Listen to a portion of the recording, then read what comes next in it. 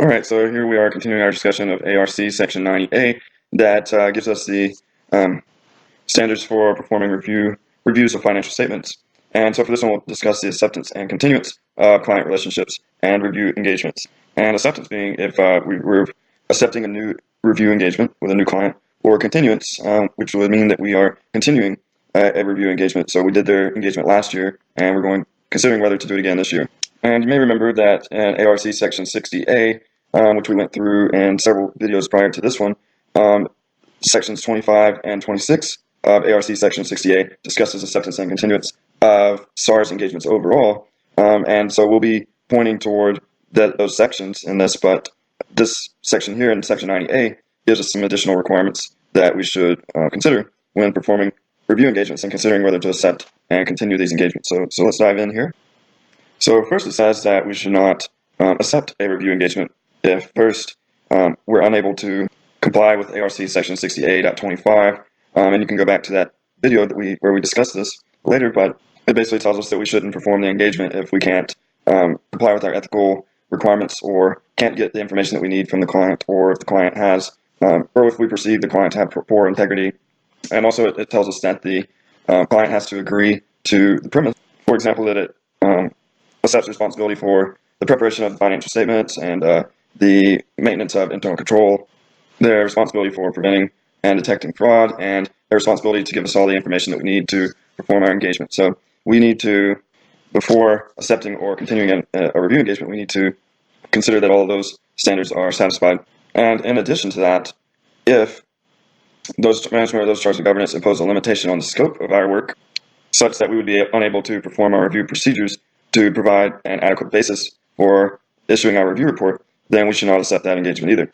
So in short, if we're unable to perform, or if we anticipate we would be unable to perform all the procedures necessary to get comfort over the review report, then we would need to deny that engagement. So next here at 90A.09, this ARC section 60A.26 refers to the premise that I was talking about before, actually combined 25 and 26 in the discussion a few minutes ago. So from this, management basically has to agree to its responsibilities that we just discussed. And in addition to that, management has to acknowledge that it understands its responsibilities for the following items, and usually this is acknowledged and agreed to through an engagement letter that we have with the client, a contract. So it says that management has to acknowledge and understand its responsibility for the preparation and fair presentation of the financial statements in accordance with the applicable financial reporting framework. So, for instance, GAAP or a regulatory basis of accounting, modified cash, etc. And so if the financial statements are prepared in accordance with a special purpose framework, then that includes the following items. So a special purpose framework would be one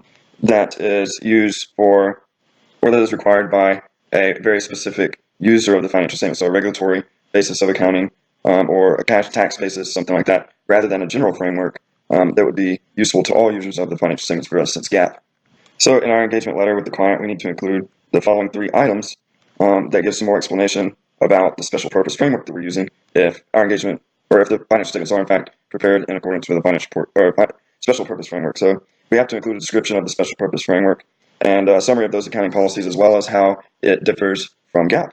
Also in our engagement letter, we need to describe significant interpretations of the contract if we're using a contractual basis of accounting. And also there should be additional disclosures beyond those specifically required by the framework that may be necessary for the special purpose framework to achieve fair presentation.